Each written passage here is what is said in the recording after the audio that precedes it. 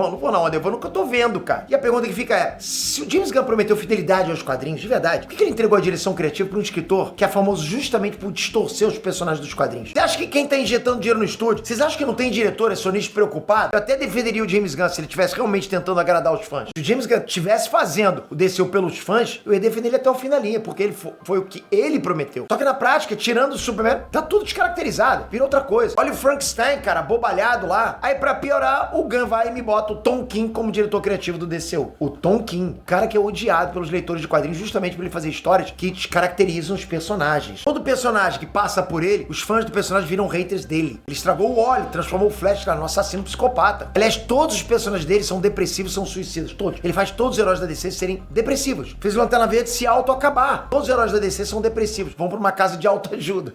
O cara fez isso. O Lanterna Verde nessa saga diz lá na saga que nem sabe o que é força de vontade. Nessa saga aí, a Harley Quinn consegue lutar ao mesmo tempo contra o Batman, o Superman e a Mulher Maravilha. A Harley Quinn que vocês conhecem, que tem aquele bastão de beisebol, lutou ao mesmo tempo com o Batman, já é complicado pra mim, mas junto com a Mulher Maravilha e o Superman. Cara, o Tom King nessa saga fez o Wally West, o personagem que simbolizava o renascimento da DC, matar um monte de heróis num surto psicológico. O Tom King é um escritor extremamente divisível na comunidade de quadrinhos, e esse é o cara que o James Gunn botou no comando criativo pra construir o DCU dele. Entendeu? O cara adora destruir e vai ter que construir o DCU do cinema, entendeu? Cara, a cagada tá feita. E esse é o cara que o James Gunn escolheu pra ser um dos pilares criativos do DCU. Tom King!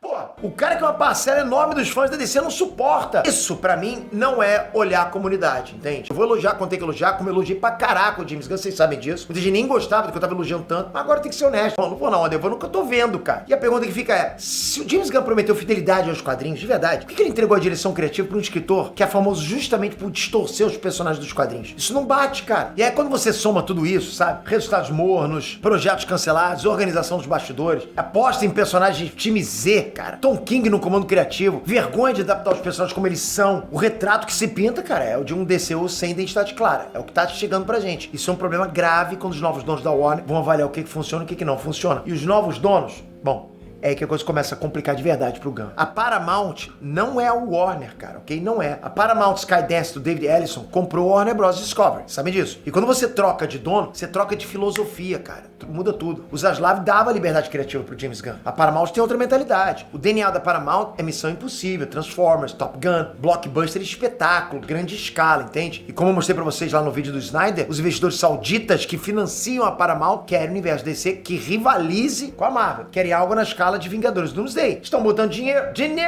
e vamos ser sinceros, DCU do James Gunn entrega isso? Nível Marvel, Creature Commandos entrega isso? Pacificador com piadinha de cocô entrega isso? Uma série de lanternas sem verde, tem vergonha de usar luz verde, entrega isso? Cara de barro, não, cara de barro eu não vou nem falar, tô com medo dos fãs de cara de barro. Cara de barro entrega isso? Fora que existe um elemento político, ok? Todo mundo que acompanha Hollywood sabe as posições políticas do James Gunn. E os Ellisons têm um alinhamento bem diferente. Isso por si só cria um atrito que dificulta a convivência profissional. E a Paramount já sinalizou que vai ter mais supervisão ali, não menos, ok? Pra ser bem aberto com vocês aqui, James Gunn tem mais tendências pra esquerda, ok? Paramount, em termos de mídia e perfil da gestão, tem mais tendências à direita, isso é fato. Não dá pra dizer que não tem choque aí, ok? Ou seja, mesmo que o James Gunn queira ficar, o ambiente vai ser outro pra ele. A liberdade que ele tinha acabou. Na minha opinião, acabou, entende? O Warner tá em dívida, vão cobrar resultado, ainda mais com a concorrência bombando. Na minha opinião, a Marvel não faz menos de 2 bilhões esse ano. Eu tô falando de comercial, patrocínio, essas coisas, merchandising, licenciamento, que, pô, dão receita várias vezes maior que bilheteria. Muitos de vocês falam assim, flopou a bilheteria, tá falindo. Não. Pode ter filme lá com bilheteria flopada que os caras estão ganhando dinheiro pra caraca, com parque, com licenciamento. Já falei isso pra vocês, né? Para de ficar pensando que bilheteria é o que define o sucesso de um estúdio. Não. E assim, cara, o próprio James Gunn já tinha revelado que tava exausto. Tava difícil dar conta de tudo. Então se a Paramount pode não querer ele, e o próprio Gunn já sinalizou que tava no limite antes da troca de dono, agora ele vai sofrer, cara, uma pressão abissal. E agora olha o que eu descobri sobre o contrato dele.